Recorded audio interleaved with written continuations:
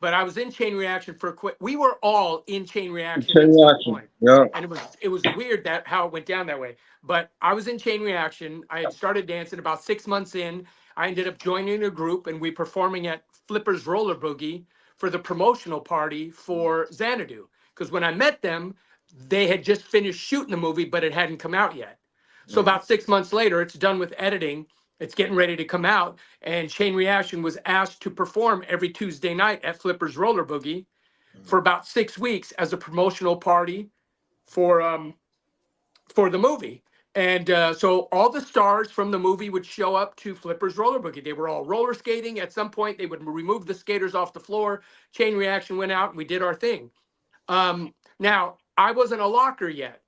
Now, they were doing two numbers that night. So the originals were doing the locking, and then I came in to do the popping because apparently Bob and uh, uh, oh, what was his name? Mike Donnelly Mike.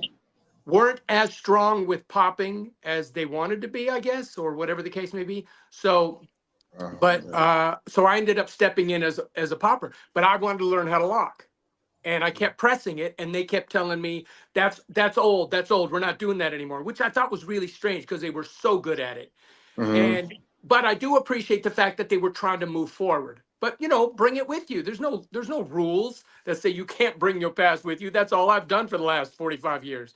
So I started going over to like Richie, and now I don't believe Jazzy had ever even been to the Ozone yet. He may have been, but I hadn't met him. So No, I I couldn't get started in. hanging out with Richie. What's that? I couldn't get in yet. I wasn't yet 16. God, that's awesome. That's so awesome. So I start going to Richie and asking him to teach me some basic locking moves. So he invited me over to his house. He was such a cool dude. We went into the rec room, and that version of Richie is still the same version of Richie you get today. That's what I love about Hmm. it. And he started showing me some locking moves, and I'm like, okay. And the day after I saw popping for the first time, I woke up Saturday morning because it was a Friday night. I woke up Saturday morning and immediately started trying to copy what I saw, which was very strange. But I didn't realize at that point I was doing choreography. I didn't know how else to learn unless I started trying to copy what I saw. But I couldn't remember what I saw, so I was just doing my own version of it, which was obviously would have been embarrassing in front of people. But moving forward, Richie taught me the basics to locking. We formed a friendship. There was a guy named Delvin Akins who was from a group called Dance Connection, but they never really got it going. And that's nice. There it is. That's the funk. That's the energy right there. Woo, So yeah, That's is La this the Hot Club, ozone? right? No, La Hot Club. Le Hot Club. La Hot And Club. I personally, I don't like watching footage of me dancing back in the day. It just drives me crazy. Um, but so I started learning how to lock, and then started talking to Delvin, and me and Delvin started working on popping routines. Delvin could lock a little bit, and then we started to put this group together. And Delvin introduced us to Jazzy. He goes, "There's a guy at my high school, and he's really good at this and that and here and there." And Jazzy came in. We met him day one. We started showing him No, it was choreography to Kaleidoscope. go It to the was group. Kaleidoscope Club. We Oh never no, went. Delvin Akins was the one who told me about Kaleidoscope. So I went there Right. a couple of times. Him, David Meltzer, um, Yeah. uh, just a couple of guys, a group that never really got off On the the ground, but Playhouse, there I was think some we came decent from. dancers in there. Delvin The being one of Fancy them. Dancers. They were called the Fancy Dancers. Oh, is that right? Yeah. And then all of a sudden, slowly but surely, it was me, Jazzy, and Richie and Delvin, and we were doing our thing. I got to tell a funny story real quick about me, Jazzy, and because I didn't know Jazzy. Delvin brought Jazzy in, and Richie and Delvin already knew each other, so I was kind of the odd man out. And I came in, and we started doing this thing.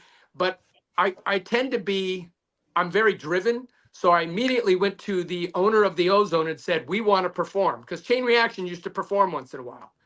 And we said, "We want to perform." We're a group called Dance Connection. Now, there was a group, Body Magic, and there was Rhythmatic Boogie. And I hadn't seen them perform yet. I just knew they were groups. Um, so all of a sudden, Chain Reaction had performed probably 3 times over this short period. Playhouse. Um, so me, Jazzy, Delvin, and Richie, we did a performance that night, and we did a little bit of locking, and then we did some popping, and that was it. 2 weeks later, Chain Reaction decides they're going to show us how locking is supposed to be. They hadn't been locking. They kind of laid it off to the side, but they came back and they killed it. Really did really good. And then all of a sudden we were like, oh snap, we got to step up our game. So here comes Body Magic. Meantime, Body Magic. Sean had just gotten back. I think he was in some sort of military thing. Sean throws Body Magic back together again. They come out and they did a number, and they were good too. They were really good. Sean was one of the funkiest lockers I'd ever seen. Yeah. So, yeah, Panda lock. exactly. And so Panda. Yeah. we watched Chain Reaction, and then we watched Body Magic, and then we came back. The four of us, we were working hard. We were going to the ozone. At this point, for I don't know why, but we had access to the club. We were literally able to go in there and rehearse on things, either there or Richie's rec room. So we were Or the rehearsing, courtyard, the putting tennis together numbers. courtyard outside. Say that again. The courtyard tennis when they play tennis outside. Yeah. Wow, We was all dude, over the that's place. crazy. And so we came back and we did a number that we had created a Dance Connection banner, and there were two exit doors on each side of the DJ booth. And we had people come hold the banner, and somebody came, looked like they were going to come busting through the banner, but I came running through the wrong door. And I Yeah. acted like, oh man. And then Richie came crawling out from underneath the banner. And he popped up. We went to this, and it turned out to be this really, really good performance. And after that, it was the four of us for a little while. But I got to tell this story because this is how amateur we were. Even though we were good, we were amateur. We showed up to an audition, and this is before the movie Flashdance came out. So this has to be 1982, uh, Mm. maybe late 81. Wow. Not even late 81. It's probably halfway through 81. We had an audition in Westwood. The four of us went down there. We had our routine put together, and right before we performed, I told Jazzy, I told Delvin, I told Richie, I said, our music is only so long, so when we go out for our solos, please just do like four Oh. counts of eight, and that's it. Just do four counts of eight.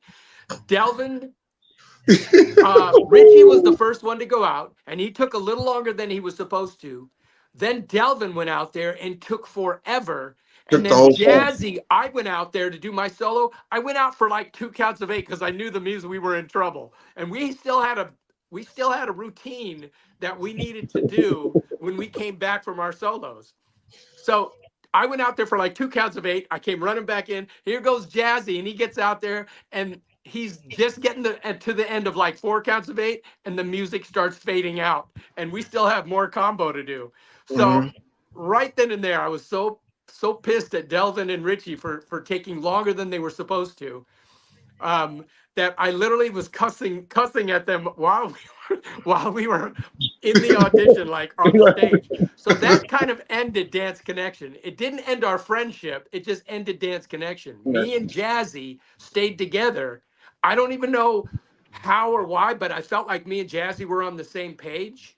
So we stayed together. We grabbed Kyle from Chain Reaction, and we grabbed Tracy and Adrian, who we used to call Salt and Pepper, and we put together a group called Aftershock. Oh, that's And oh, see, I yeah, forgot that one. yeah, right. So it was me, Jazzy, big, giant, tall Kyle in the middle, Wow. and Kyle was a really good locker, really good popper, and Buzzy K at the he time. used to be a what's that? His nickname was Buzzy K at Yeah, that yeah, time. yeah, Buzz. That's right, Buzzy K. And so he used to be a bouncer at the Ozone, but then he stopped working out and got real serious about dance. And then after he had been dancing, he ended up joining the Boogaloos for a little bit. They were performing at the Playboy Club. Playboy Club, yeah. Yeah. And then all of a sudden he stopped dancing, and I didn't see him for like 6 or 7 years. And all of a sudden I see him again, and his arms are as bigger than his head. Huge He's gone back to, I think, bodybuilder. steroids, and he's Yeah. doing the whole weightlifting thing, competition. That was Kyle. But yeah, me and Jazzy basically stayed together after Dance Connection kind of fizzled, but we all still stayed friends. We were still seeing each other at the clubs and all that. And then here comes the movie Flashdance. and then breaking gets crazy. So we just all got so busy as dancers, it was bananas.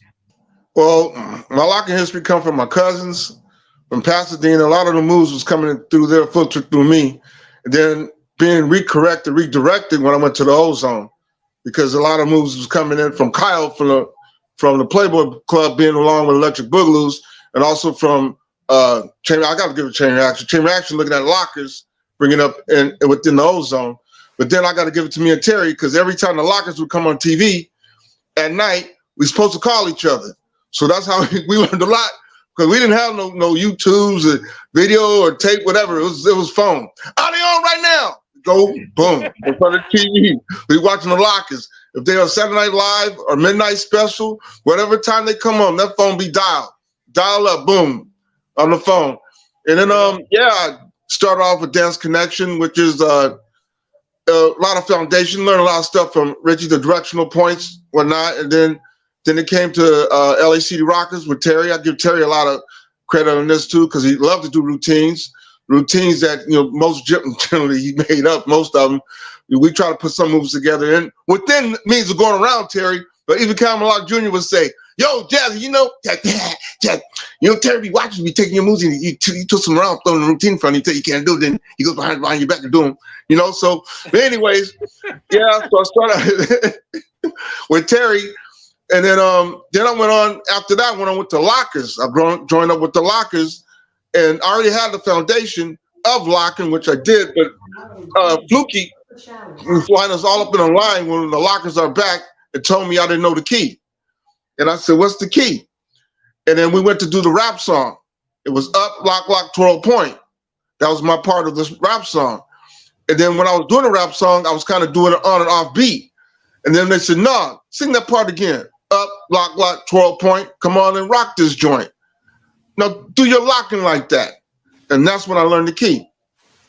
It's up, lock, twist, and point. You see it? You see it? It's over here. Well, anyways, you see my arms? Or you see my finger? Yeah. But anyways, yeah. So that's pretty much it. A lot of it came from being with the LACD Rockers.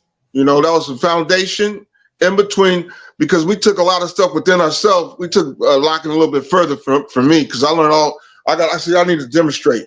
I learned a lot of different types of points within being with the LACD Rockers. Even our popping skills got on a whole nother level, So for us, how we generated ourselves, and we made a name for ourselves being on different TV shows and traveling, and we put in our work. Yeah. Well, popping is really how you're most known. For those who don't know, Jazzy J joined the iconic Electric Boogaloos. Yeah, joined Electric Boogaloo's. That's what I was fighting. See, the thing with I looked at these people on TV and I said, I saw that and I go, I want to do it like that way, Electric Boogaloos. And I honestly, I got so good at it that I'm able to join the Electric Boogaloos. That's how serious I got with this dance. Even with the Lockers, I saw the Lockers. I said, I want to lock just like them guys over here. With them, I got to join the Lockers. I even got to be in Tony Basil's choreography on her TV shows one night. Me, Terry, too. We went all over the place. But yeah, with that said, yeah, I developed myself where I want to dance with the best. That's how I felt. Whomever it is, even Full Circle out here, these different groups that I joined out here that I've been keep going. I want all the ones at the top doing their thing. That's who I want to be with. That's how I develop myself. Even this age right now, I'm about to be. My birthday's coming up. Imagine in 6 days. My birthday's coming up October 6th. I'm gonna be 61, and I'm still on my game. I'm still on my game. If anything, it's got stronger on because I'm able to concentrate more. Huh? Knowledge and wisdom, homie. Yeah, and age, because it hurts when you don't do the right thing. I'm kidding. But dig, yeah. Knowledge and wisdom. And you sit back and you go, instead of flying through it and whatever, you go back and you go, whoa. You start developing your technique and you start watching yourself and watching others instead of being that battle. I was always in that battle zone. But it's not against people. My battle zone was against me. Yeah. Because I was going to go, oh, I should have did this, or that don't look as good as that. Or, even with my locking got to where I wasn't doing it as much. I was doing it, but I was being filmed as much because people would gravitate to the popping. But I remember, rest in peace, Shabadoo. Shabadoo got mad at me one day. Me and Shabadoo used to go back and forth. I love, man, that's my love. But he told me, he goes, Jazzy, you keep showing me this popping stuff. When you gonna start showing me that locking stuff? So now, in between certain things I would do, now when I do a solo, now I try to, if I'm not out of energy, I will pop and try to put my locking in on stage with it as well. Yeah. Well, you mentioned battles. What I really would love to ask you guys about is how was the battling back in the day? Because this modern concept of the way it's so organized, I mean, that's something that I really see come later on. So, like, I hear that in your guys' day, it was much more to do with crews and routines. Am I right? Yeah, I was a battle fanatic. It's not just cruising with it. If I see you with leathers in your jacket, I'm stepping to you. And to me, it was just how it was. And here's a story that between when was that club called Max. Here's one battle particular, because it's the one point of the LA City Rockers. We wasn't hanging out as much in the clubs or together. We only get together when it's time to do a gig or so. I mean, individually we'll hang out, but to go to clubs, it was kind of fading out for us. But I went to this club called Max. And there was this group called Ground Control. And they break, because that's the only thing us two LA City Rockers, I give it to us, this, we knew how to break as well as lock and pop. So I had my swipes, I had all that together too. You know what I mean? I was better than Terry, but because he had head spins. His one was a little faster. Mine got good too.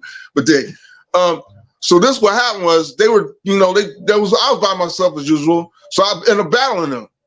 And then they went to school, because I'm still in school. I mean, part of knowing the people still in high school and within junior college and all. But they went back and was telling people that they turned us out.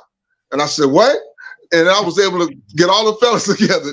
He gonna let Terry's go loud on this one. I'll get all the fellas together. Finally got Anthony, finally got Terry, Renee, all of us finally went to the club.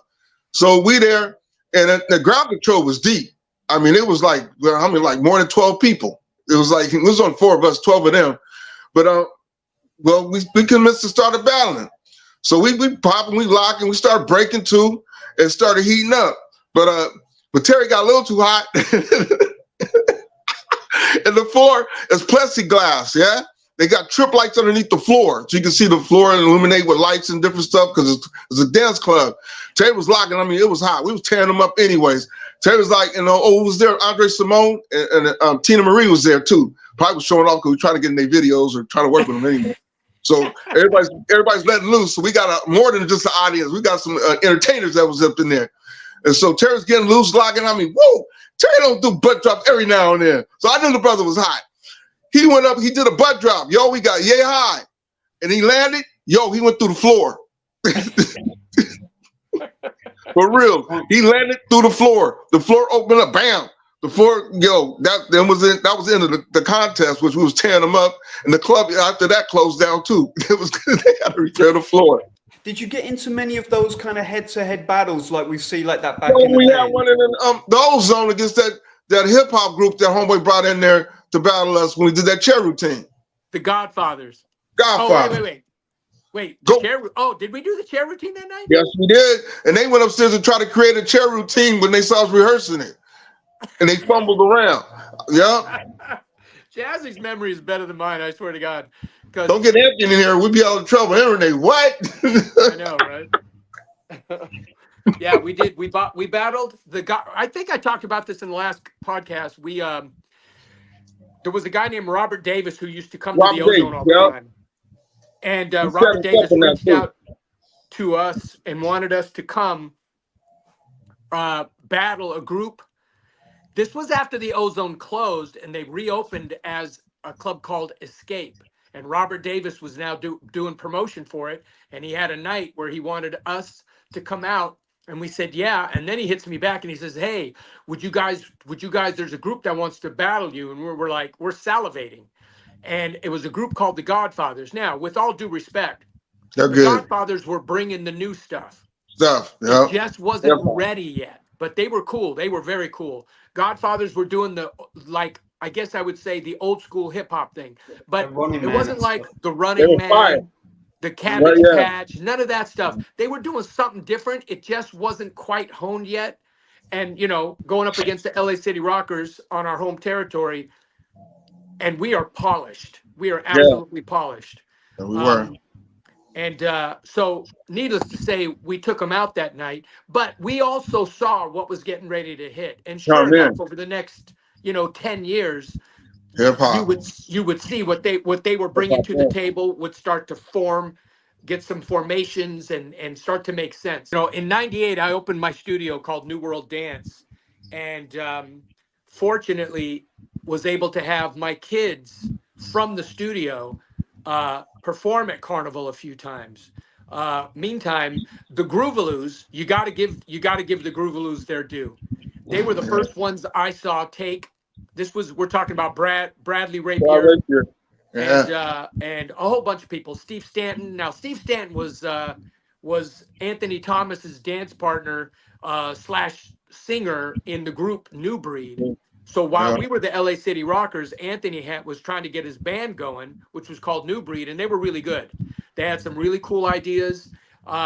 It was a cross between that Minneapolis sound, like a cross between but they didn't sound like they were copying anybody. They just sounded like they were taking the vibe and trying to take it a step further. And so they were really good. And Steve and Anthony were doing this style Friction, of dance in the band that they weren't doing anywhere else, and they called it Friction. And friction. that's where Boogie was talking about how their girls group took the name Friction, because that's what Anthony was calling that dance style. But Anthony and Steve were the only ones doing it at the time. And but anyway, Steve would end up being part of the Groovaloos. And in 2000, I think in where Crescendo was from Crescendo and Diamond, he TC was Diamond. promoting. What's that? I said TC Diamond. Yeah, TC. And they were Crescendo was promoting and putting on this big event called the American Street Dance Championships. And the Groovaloos won it, I think, 2 or 3 years in a row. And fortunately for me, me and Chris Jones, the spiky haired guy from You Got Served, he was working with me at the time. We took a group of our kids from the studio to the American Street Dance Championships in 2003. And fortunately for us, the Groovaloos were not there. But I don't know what would have happened, but the Groovaloos were really good. But I will say they weren't there, and we ended up taking first place. But we took first place with the junior skills division and the overall, which was just insane. Then all of a sudden, Crescendo stopped doing it, and then he brought it back in 2009 at the in conjunction with the fitness LA Fitness Expo, and we went back, entered again, and this time I had two different groups, and we won first place in both categories again. And then he stopped doing it. He should have kept it going. It was a good event. But me and Jazzy, when we were coming up, me and Jazzy, even though we were the LA City Rockers, there were lots of times, because at the time Anthony lived all the way out in Ventura. I had to And go get him. he didn't drive. What's that? I said I had to go get him. Yeah, either you or me had to go get him. Most of the time it was Jazzy, and Anthony would either stay with Jazzy or stay at my house. What's that? And I said, yeah, Yeah. that's my brother. And Anthony was he had his girlfriend Jerry Lynn, a close friend of mine, and they would both just come to my house and stay at my house sometimes. So because Renee was always working on, because he was behind the scenes. He was a video assist working with his dad, doing commercials and stuff. So a lot of times when last minute auditions or gigs or anything would pop up, me and Jazzy were always in it. So there's plenty of footage of me and Jazzy doing stuff together. Me and Jazzy did Barry Manilow's Big Fun on Swing Street. It was just me and Jazzy. The other guys weren't there. And that was cool. That was really good. That's good footage. You get to watch Jazzy shoot under my legs, crazy sideways, doing that crazy. I could go under, but I couldn't do it like Jazzy. He went straight sideways and snaked right under my legs. And that's in the Barry Manilow special. We did a bunch of stuff together. Sometimes, Renee and Anthony were there. Sometimes either Anthony, sometimes either Renee. When we did, early on, we did a Ford Industrial. This was the first time we had ever done an industrial. We weren't working with Sebastian International yet. We weren't working with Oh, Puma you're yet. talking about Sebastian International, the hotel incident. Sebastian International, the hotel incident. You already talked about that already? Though, yeah, I don't know if we did. They made the I need your horrible. name. First time we went to New York, we went with Sebastian International, and for some, me and Renee used to argue all the time. We would end up becoming best friends, but we all used to I argue know, all the right? time. Would you Yeah. figure? I I know, started it's the crazy. group. They said I didn't start the group. I brought all of them together. The Yes, only thing sir. I didn't do is make up the name. Because my name I have for the group was called Drop Socks. That was a good name. I didn't like it at the time, but later I was like, "That's funky. That was funky." Drop Socks because my little lockers and put our socks up because I said they have a colorful socks, put them up, and we'll lock and we'll drop our pants over our socks and we'll pop. That's what I meant. Yeah, no, that was a good name. I liked it. That's International though. When the story about I didn't understand it at the time. Huh? I didn't understand. I didn't like at the time when you came up with Drop Socks. I liked how it sounded. I didn't think it was good for marketing. Yeah. Later, I would be like, you know what? Drop Socks was really funky. That would have been cool. But I said LA City Rockers because I felt like it would. And you guys argue about that too. You and Renee. Well, it was LA Rockers versus LA City Rockers. Oh. We were going back and forth. He was saying he made up the name. You were saying you made up the name. Then you guys came up I was sitting right there when y'all was going through the name. They argue and debate about everything, yo. This was a trip. Right. But I just love them though. Even they go through it, they close as can be. But it's competitive. Yeah. Yeah. But that's probably why y'all still play golf together.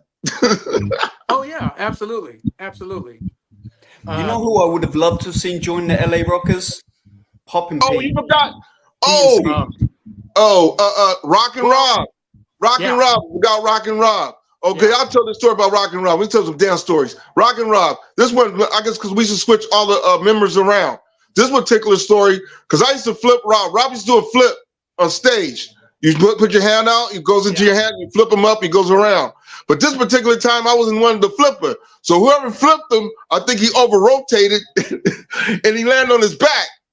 But he landed on his back. I know it's not funny, but it's funny. Because I was there, but how Anthony described it. He landed on his back, but he wouldn't move. So they kept dancing around him. He wouldn't. I don't know if he never told me he was in pain, but they said he didn't move. He just stayed on the floor. So yeah, Rob. Now here's what's funny is Rob was what we called one of our alternates. Jazzy was the one who brought him in. Great dancer, really good popper, really good dancer. He ended up doing anybody, Captain EO. It was Paul said the four poppers in that. No, it's not Captain EO. No, Thriller. Jazzy did Captain EO.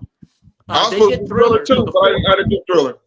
Yeah. No, the four guys that were in the popping, that was part of my Michael story when I told you guys last time about Michael calling me at home and me freaking out, blah, blah, blah. We ended up going to Michael's house and we didn't know. Paula Abdul did not tell us it was actually an audition. We just thought he wanted to meet us. He ended up asking us to dance while we were at the house. We weren't ready, so I had to run out to my car and grab a cassette and come back in, and we just threw down some routines. But it turned out he was looking for poppers for the Thriller video. Now, we were already working with Puma at this point. So when they did the Thriller video, I think we were in Chicago for like 5 days doing an industrial. But they ended up using Paul Sanchez from Chain Reaction, Sugar Pop, Pop and Pete, and Rob. No, not Pop and Pete. Thriller. Oh, no, Thriller. Thriller was Dwayne Brown and Rock and Rob because I was supposed to do Thriller. And when I told him I couldn't go, so I sent Dwayne Brown and Robert Stafford to do Thriller. Yeah, but wasn't Paul in it? Paul was in it as well, yeah. And wasn't Sugar Pop in it? Yeah, he was in it. Okay. And I thought it was Pete for. Oh no! Wait, wasn't Pete? Pete was in Thriller. Yeah. No. Yeah. He was in I think bad video. Who was it? You were in Captain EO. Who? I was in Captain EO. Pete was in Captain EO. Yeah. I think Pete is in Beat It as well. Yes, yes, he is. No, Beat It. Yeah, Beat It. Pete was in Beat It. Also in Go. But wasn't he also in Captain EO? Yeah, Pete was in Captain EO. Taco and Pete, Skeeter Rabbit, Donald, Hugo, Yeah. myself. Who am I missing? Did I say Bruno, Taco, Pete, Skeeter Rabbit, Yeah. Donald for Booyah. It's a trip, man. It's such a trip. So many of these guys we danced with are not around right now. I know. It's a trip. I'm tripping on that right now. Even Cat, I mean, rest her peace. I know. Holy crap. Yeah. I just was speaking with her too. That's a trip. Yeah, my wife just told me that just a few days ago as I was like, wow. Wow. I know. That's bananas. Because Cat was part of Friction with Boogie and Flame and Constance. And Constance. Yeah. You know, Patrick Allen was one of my major inspirations, popping and locking, and him and Cat were together on Solid Gold. Solid Gold, yeah. Yeah. Yeah, Patrick's a good guy. They're also in Star Search too. Yeah, they were on Star Search. Yeah, semifinals. The second generation of locking, which I look to first, like you guys, Chain Reaction, and everything that came say after the lockers. It's got to a point where it's considered incorrect in a lot of these overseas locking competitions, to where they're like Richie comes up with the term valley style locking. Some people will call it chain reaction. We always called it second generation. But it seems very much now that within like the locking battle competition world, especially in Europe and Asia, that anything that wasn't like considered original locking, what they call it, is considered wrong or incorrect. Where for like me and my generation, it's all locking, you know. So I don't know if you guys have experienced any of that, or if you see that there's been a segregation in locking. Well, here's my history. Growing up as a kid, I grew up in Pacoima, but there was no YouTube, there was no video recorders, there was nothing. So although I liked it, I had no way of learning it. When I was finally able enough to go to the clubs on my own, drive myself there and do my thing, I wanted to learn how to lock. I learned how to pop, got it down, had to beg people to teach me how to lock. And once they started teaching me, I took it upon myself to get better. Once you understand it, then you can work on it. Okay, so we were second generation. I don't consider Chain Reaction a second generation. They might, but I consider them a first generation. They're not the creators, but it doesn't mean they're not from the first generation. I consider the second generation everybody who learned from the originals. So therefore, Chain Reaction might consider themselves second generation, but we are second generation as well. There was a third generation that came along that totally screwed it up. And I'm not trying to be disrespectful. I'm just telling you what I saw. The second generation lost something in the translation, but we also gained something. We started double timing the moves, bringing the energy up. Now, you're never going to outdo the original lockers. I will take them in their original form over anybody. However, I'm not going to detract from the fact that when I first saw Paul Sanchez lock, I was blown away. Tom was awesome. Those guys killed it. Their style, their technique, their flow, their rhythms. And then we were on that bandwagon. And that's just a sign of the times, honestly. You know, as music changes, I'll give you a perfect example. Right now, when I choreograph locking, I don't go 1, 2, 3, 4. I listen to the music and I go and I use hip hop rhythms like 1, a 2, 3, and 4, 5 and a 6, 7 and 8 and 1. That's the rhythm. Now, if you watch Hilty and Bosch right now, that's exactly what they do. They do what second generation did. They're funky like the first generation, and they listen to the music like they're doing hip hop. You know what I mean? So everybody brought something to the table, but I will say, because the second generation lost some of the funk, the third generation got none of the funk and was trying to do the moves without technique. And that drove me crazy. They almost killed the dance. But there was so much more going on with dance at that point. not to say there wasn't some decent lockers that came out of the third generation, because there was. They were paying attention. They were able to get their hands on footage. So then all of a sudden, here comes the fourth generation, and now they've got access to Jazzy? YouTube, started to go back and watch the original lockers and understand the funk. And all of a sudden, when I saw this fourth generation coming out, because it almost kind of took a dive, you know what I mean? And then all of a sudden, you're like, you start to see these cats in France and these cats in Japan, and you're like, whoa, these guys are doing it the original style with second generation movement, and they're listening to the music so much better now. They're using like better rhythms, like listening to the song. In other words, back in the old school, you could take a locking routine off of one song and put it on another, and it would fit just fine. But if you see one of my locking routines right now, you can't, like if I'm using Firecracker mass production, I'm listening to those bass lines, boom, click, boom, click, boom, click, boom, boom, boom, boom, right? And I never used to lock like that. Back in the day, it was 1, 2, 3, 4, and 5, 6, 7, 8, and it was pretty straight rhythm. So those are the things that have changed. Second generation brought something to the table, but lost a little something in the translation. But being second generation, we brought something to the table, but I feel like I became a much better locker way later in life, because at that point I had already gotten to work with.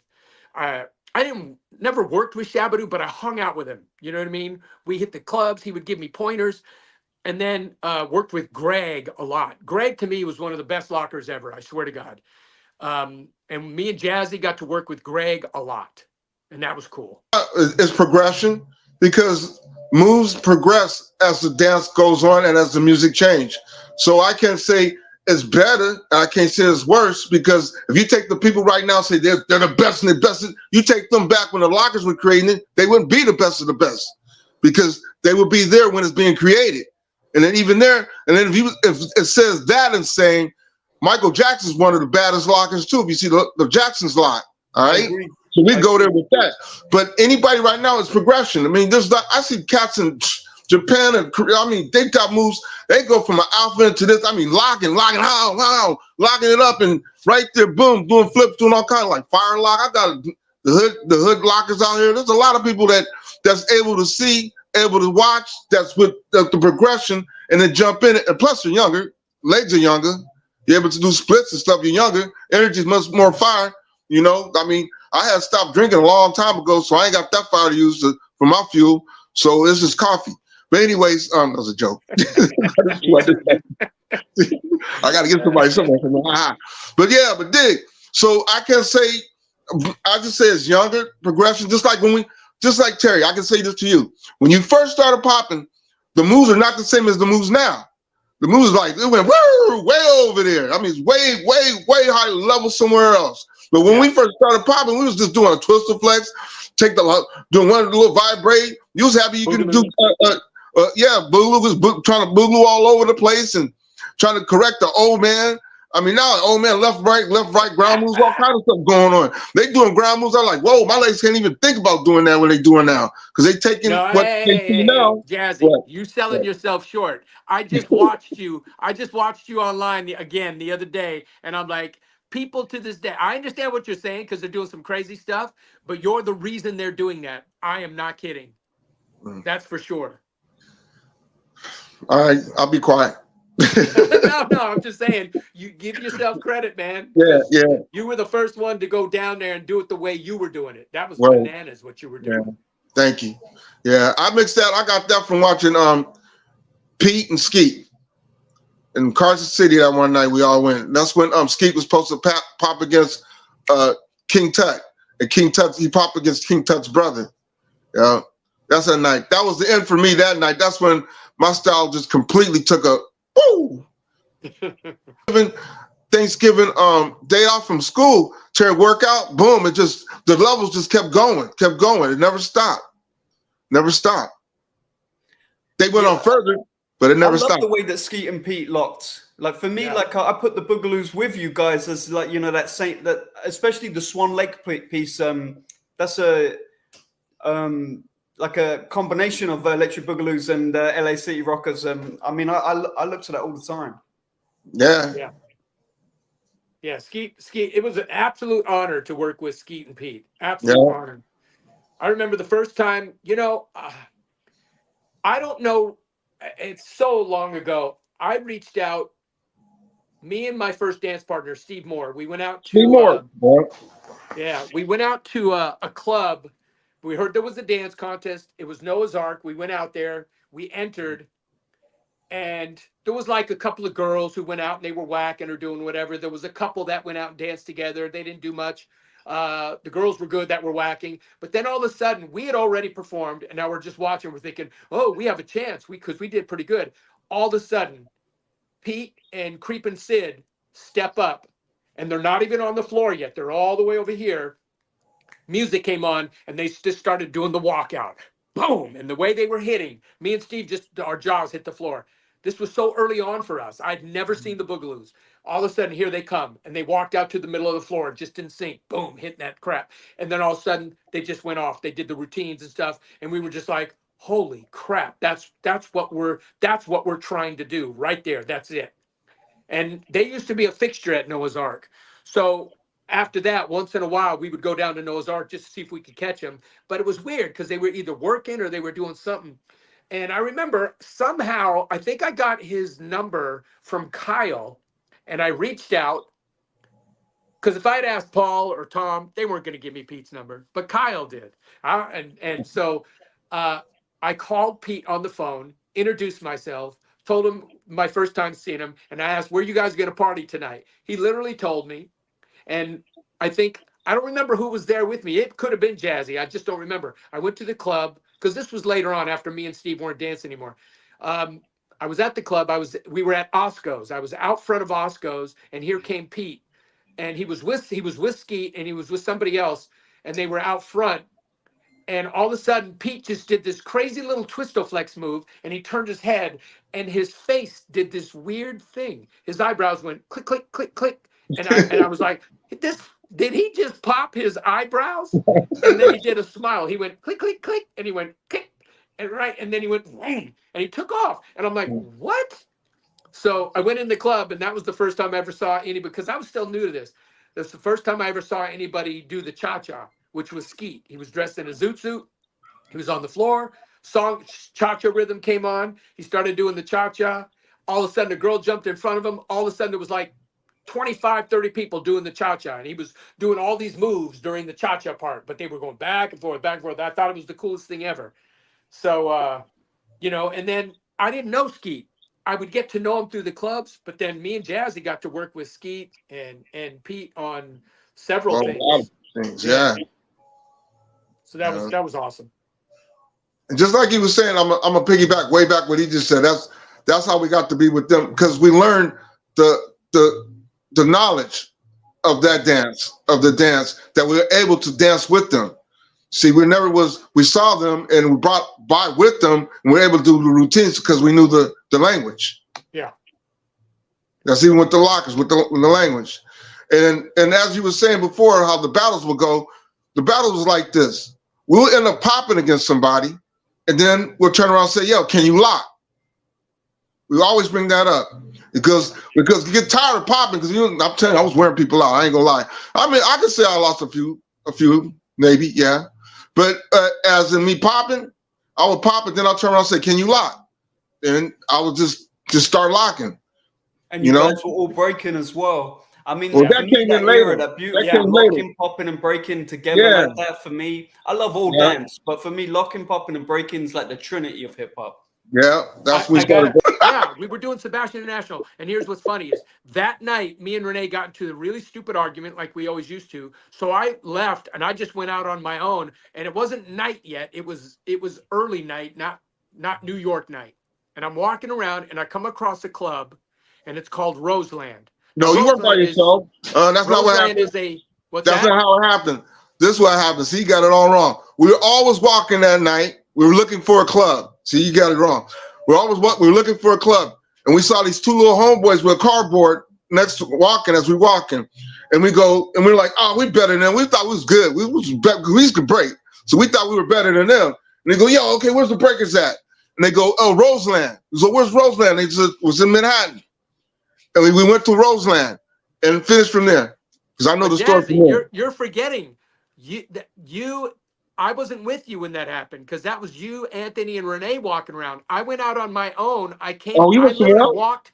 I literally walked right past a big poster advertising the group that had just done the song "Breaking."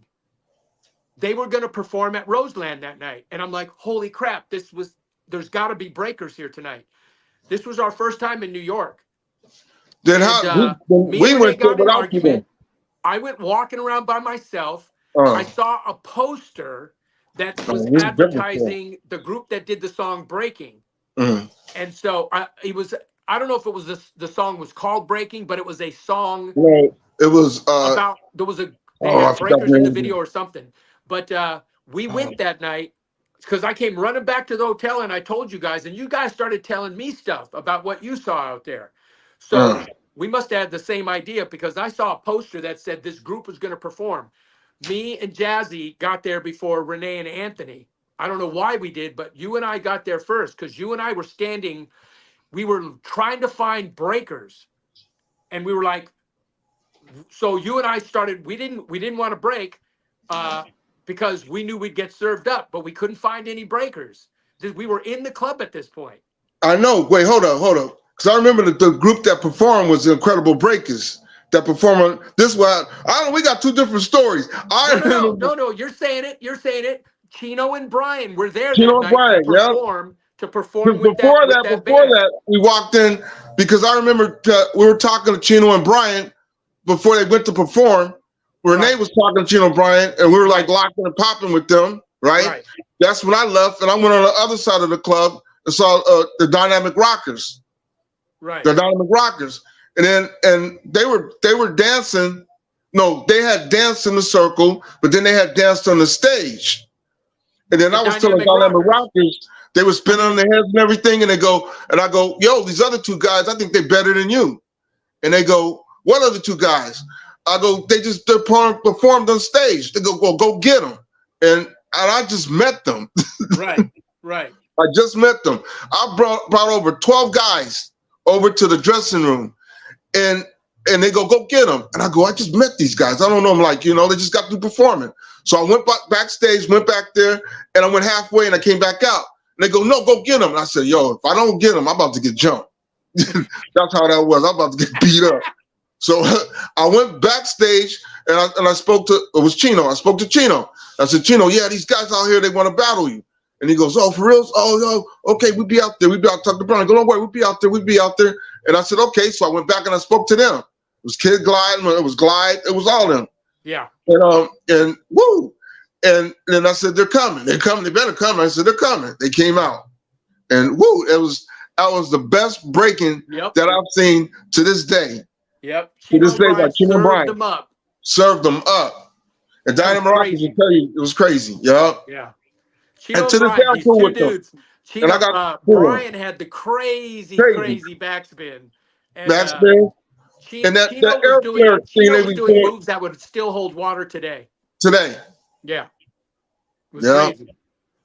And besides that, then he went back to the hotel, and that's when Renee loved to eat his sunflower seeds, remember? Right. And his Pepsi. And I don't know, he was clowning something, and his Pepsi spilled. And Renee loves his Pepsi. Right. So, and everybody went, whoa, Renee's Pepsi spilled. We always making jokes all over the place. Then Renee goes, yo, you want to see a magic trick? He was looking at me, and he had these crackers. And he goes, watch these disappear. And he went, crack, crack, crack, crack. He crumbled all these crackers on me. I said, what? And then we started wrestling with the crackers. Before you know it, damn, more or less the ceiling. The curtain came ripping down. The TV almost got catapulted out the window. Out the window. Anthony grabbed the TV. I mean, but long story short, we caused like $2,000 worth of damage. It was pretty ugly. Roll. Yeah, that was the last gig too. we opened. I remember me and Renee were the last ones out of the hotel. We were bolting because we were going to miss our flight. I remember we were walking out. You guys were already running down the hall to get the elevator. We're walking out, and me and Renee turned around and looked at the hotel room. bro, because we had brought in, there was 2 beds and 2 cots. So it was crowded Oh, the in cock there, got twisted. and the room looked like a bomb, literally a bomb had gone off. It was crazy. I think we need What? like a LA Rockers like reunion. That'd be nice. Yeah, absolutely. So, yeah, you know, at some point, I can't imagine it wouldn't happen. Jazzy, if there's anything you want to shout out before we cut off? Yeah, I want to shout out that I'm still alive and I love God. Praise the Most High. Oh, and I stopped drinking for a long time now. I'm going on a year, almost 2 years now. Oh, So I'm nice, good Jazzy, for that one. nice. So, and my locking, I got some new points. Teach me. Don't you call them pointers when you give them to people? Oh, yeah, pointers. Oh, that too. Yeah. I got pointers for points. I got pointers for points. Yeah. Wow. Terry, anything before we're going to head out? No, let's just keep it going. You know, let's see who we can get in I here got and start talking about the old school. You know, this is healthy for young people because I'm constantly pushing on all my students because, you know, I'm still teaching a lot and I'm constantly pushing. It's incredibly difficult to know where you're going if you have no idea where you've been. Now, some of these kids that are learning how to dance right now, you know, coming up, they're getting really good. Dance is through the roof. I'm not kidding you when I say some of the best dancing you will ever see in your life is happening right now because these kids are really good, really good. But the best ones can turn around and throw down locking and popping because they've been paying attention. And that's why they look so good doing everything else. Everything's old and becomes new and old and new again. Yeah, that's exactly. all I can say. Because they always say, you still doing that old dance? And then we have to refer back to the ballet and we got to talk about tap and we got to keep that mentality going. Okay, that's old, but it's still new and new again. So, I mean, and also we have to respect the fact of music. The music makes the dance. Music moves the soul. Because within that means sometimes they can't get used to that funk or R&B but it's so weird because the rap got that funk and the R&B in it. Yeah, so within the means, because you can take the rap lyrics and do some locking to it instead of moving it like even with the popping. You move the popping, you're popping to the lyrics. You did. Yeah. You're still on that vibe, on that beat within the means.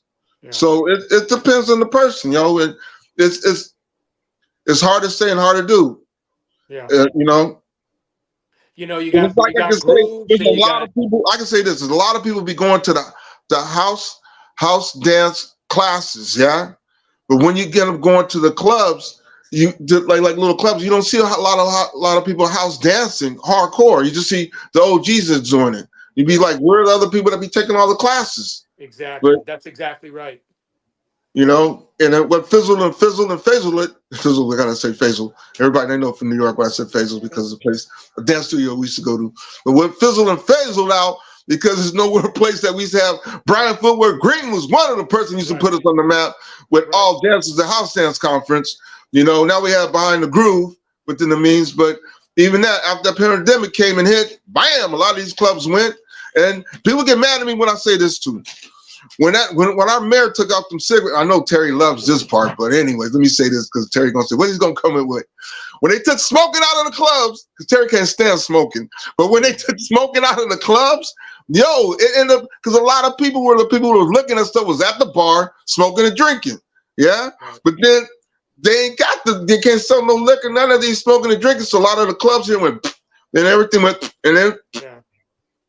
We were fortunate to come up at a time when the club scene was, what it was. I mean, for real. The 80s club scene can't be touched. It just, the 70s and 80s club scene can't be touched. And dance was going through its revolution, the 70s and 80s. It truly was. Because we even had clubs that was 16 and up and 18 below or 18, 21 below. Because you can, Kaleidoscope, certain clubs you can't get in. LTD, if you're older than 18 or older than 21. No smoking, no alcohol, just people who wanted to dance. Yeah, and they were full. Yeah. Even over the hill, but we say over the hill in Hollywood, they were full over the hill. Yeah. Full. Too bad I missed you with you and Renee. Then this was we being at. Then But one day we all get us all together, man. It'll be nice, yeah. Oh, it's gonna happen. Yeah, man. So my heart goes out, and I'm still dancing whether I like it or not. Just something I tried. It can't. It's attached to me, you know. So, and every time I do or say anything, I always bring up from Terry to Renee to Anthony. I always bring y'all up because y'all was my brothers, man.